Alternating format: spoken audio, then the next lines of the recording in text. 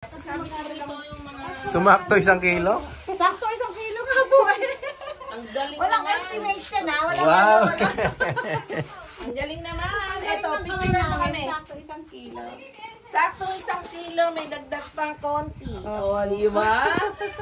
May dagdag pang ano tawag doon? Tikim. Pre-taste naman tayo para matikman nyo bago kayo bumili. May pre-taste.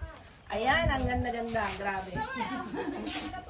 Na ano talaga na nasakto. Oh, ayan. Salamat mga ano at kayo na-enjoy. Pwede kayo mag-picture-picture in the orchids. Doon sa hituan natin.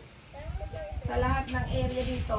Ayan, lalagyan. Ayan, doon sila nagpipicture sa grapes vineyard.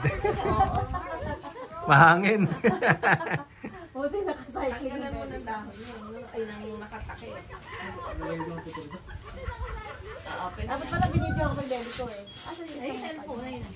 Kailangan pala meron kang ano doon, iba mo ng pangalan. Dapat pala dito na lang nailagay. Hindi na sa puso na lang. Dito na lang. Ilagay mo nga lang si sandali.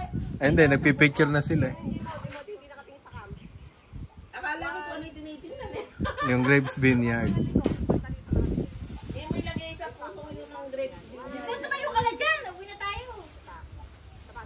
Dito na hindi ka makamove on.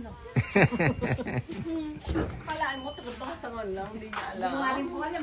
Tiga dyan din po ba kaya? Papaya. Papaya naman. Oo po. Sinukot mo namin. Totoo ba? Meron.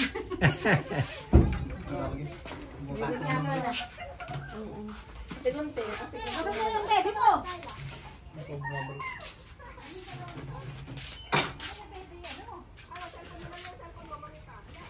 Ay, may Sa kanila yun. Ayan, ito sa akin.